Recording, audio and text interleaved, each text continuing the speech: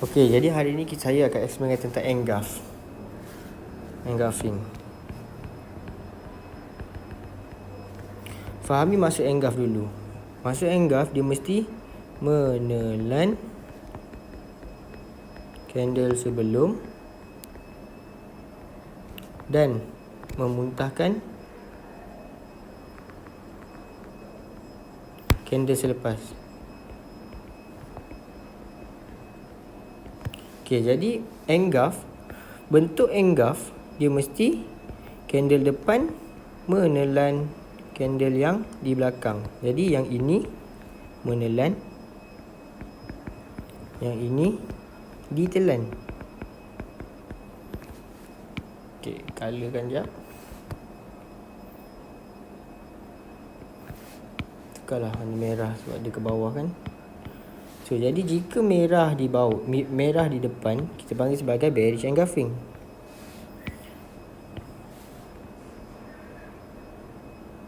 Kalau biru di depan, kita panggil sebagai bullish engulfing. So, ini bearish.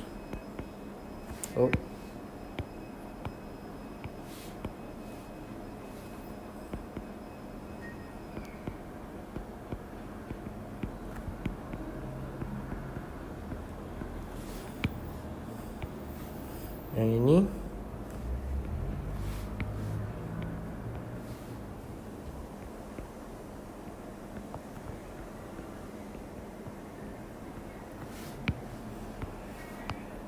warna biru. So dia bullish engulfing.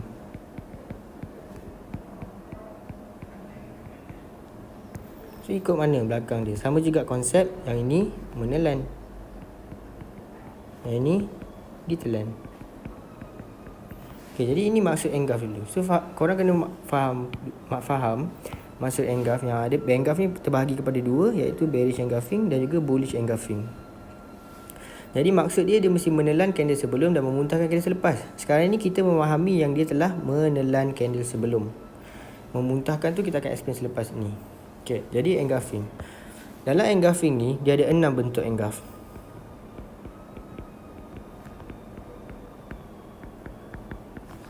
Yang pertama, apabila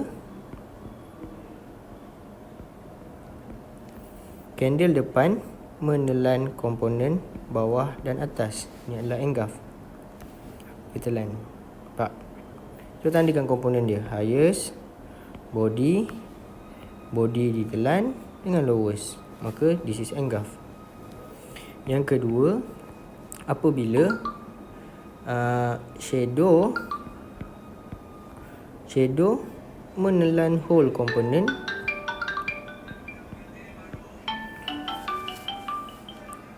apabila shadow menelan semua komponen ini juga engulf. Nampak? Menelan body, shadow telan semua. Ketiga, apabila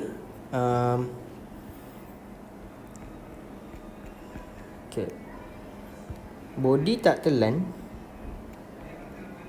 body tak telan, body sama tinggi, tapi shadow menelan semua, maka ini juga engulf.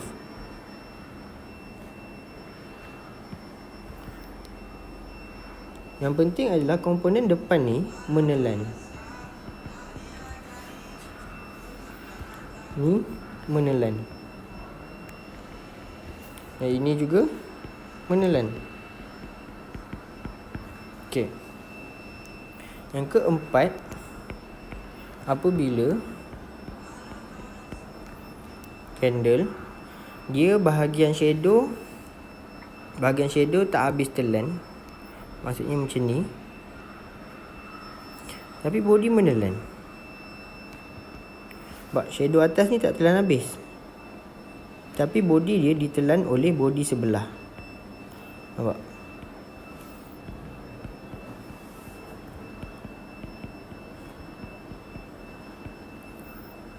Ini juga adalah engulfing. Kelima, sama konsep. Apabila shadow bawah tidak berjaya ditelan, tapi yang atas ini menelan semua. Nampak? Telan, bawah shadow tak berjaya menelan. Tadi atas tak telan, ni bawah pula tak telan.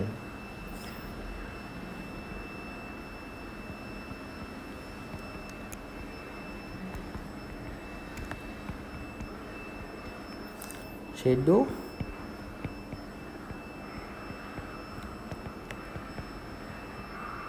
okey, biasanya ini akan berlaku di bahagian support. Yang ini biasanya akan berlaku di bahagian resistance. So jika korang nampak antara salah satu ni berada di support atau resistance, maka ini adalah engulf. Okey. Dan yang keenam ni pula, enam ni apabila ada satu candle dia ditelan dengan dua candle yang sama. Let's say satu candle ni tak berjaya telan, lalu satu candle yang sama lagi menelan candle sebelum. Sebab dua candle yang sama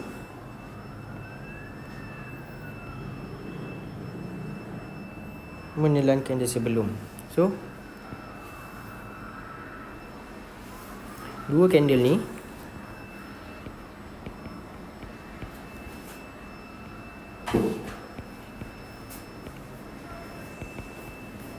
menelan candle sebelum, maka ini juga engulf, yang mana dua candle ini jika digabungkan dia akan menjadi satu komponen yang sama juga. Nampak? Sub menelan candle engulf ini, menelan candle sebelum dia, bukan candle engulf, candle sebelum dia. Okay, jadi ini adalah 6 bentuk engulf yang perlu kita fahamkan. Kita akan ada dalam nota jugalah. Okay, sekarang ni kegunaan engulf dia akan terbahagi kepada dua.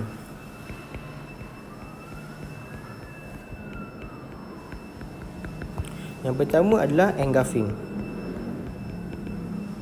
Okay, apabila korang nampak ada candle engulf di sini, let's say ia berada di bahagian resistance, ada engulf.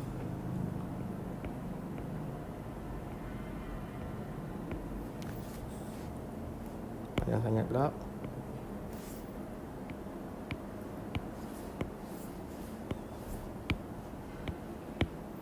Dia di bahagian resistance,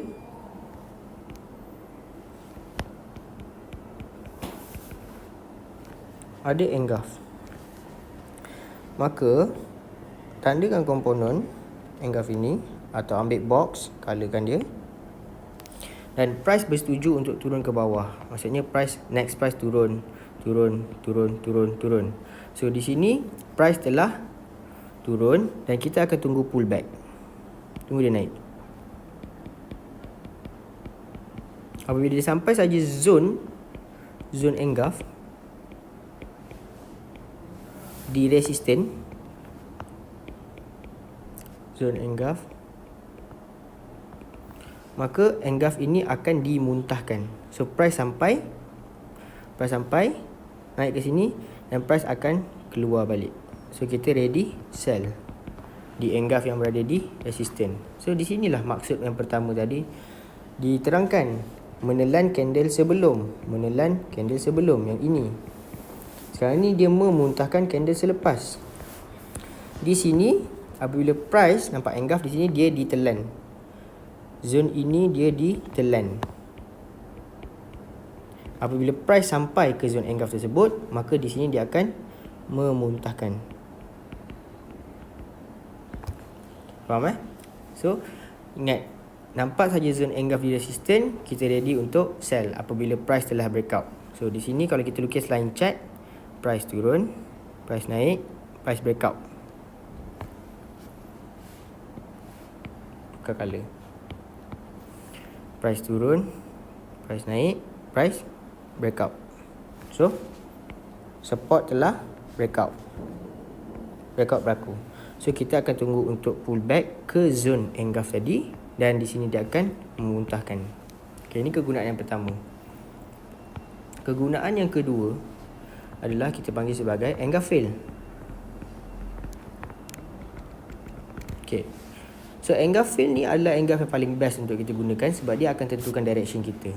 Okay, let's say kita nampak ada engulf di sini. Sama juga. Di sini dia telan. Yang ini menelan. Yang ini ditelan. So apa kita buat Kita akan tandakan komponen ataupun ambilkan box.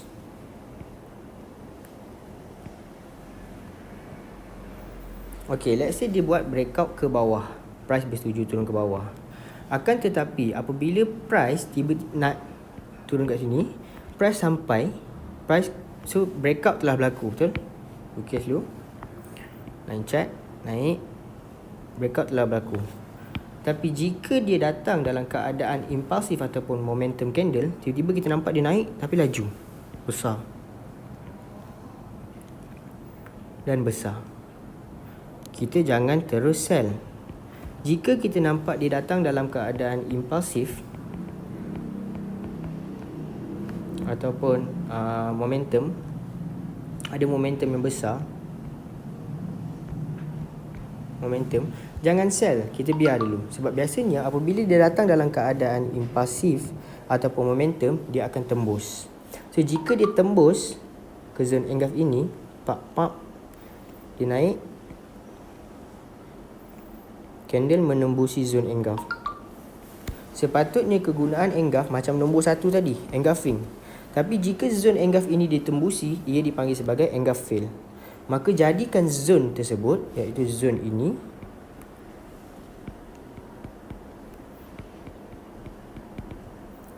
engulf ini, untuk kita tunggu pullback. Still kita kena counter juga. Tunggu pullback dan kita entry buy. Okay, tunggu pullback dan kita entry buy. So, yang pertama ini adalah engulfing, yang kedua ini adalah engulf fail. Jadi saya terangkan balik, engulfing adalah setiap zone engulf yang kita nampak perlu dijadikan sebagai zone untuk kita sell ataupun buy lah. So jika kita nampak ada engulf di resistance, ada engulf di resistance dan breakout V telah berlaku, iaitu yang ni, breakout V telah berlaku, maka kita tunggu pullback dan kita sell. Jika di sini pula breakout V telah berlaku, tapi zone breakout V ini telah ditembusi, maka jadikan zone breakout ini sebagai zone buy pula. So ini kita bagi sebagai engulf fail. Okay, di dalam line chart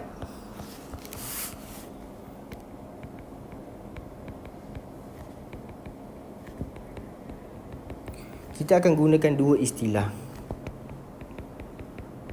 Yang pertama adalah A, yang kedua adalah V. Jadi di dalam line chart, jika kita nampak price macam ni dan breakout, maka ini adalah V. So V untuk sell. Breakout berlaku,